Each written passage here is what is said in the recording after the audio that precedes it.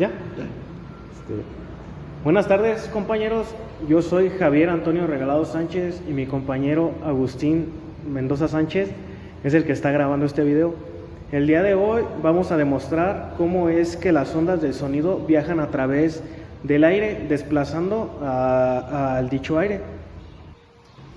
Y bueno, para los materiales para crear el tubo de COD necesitamos una bocina, una cinta, algo con lo que se pueda desplazar el sonido, las ondas, que en este caso son bolitas de papel. Se puede utilizar arena o bolitas de plástico y un recipiente.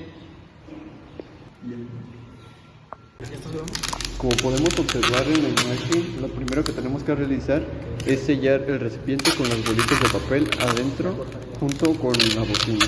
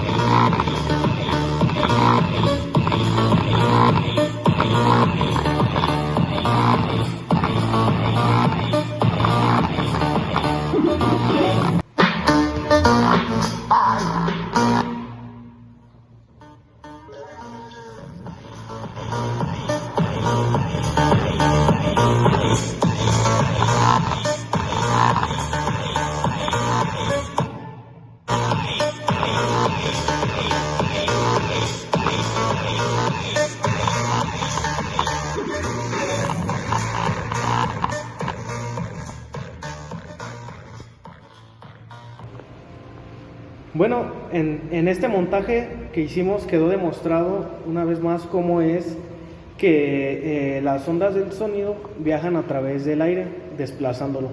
En este caso vimos cómo cuando la bocina empezó a hacer sus movimientos, las bolitas empezaron a subir y a bajar.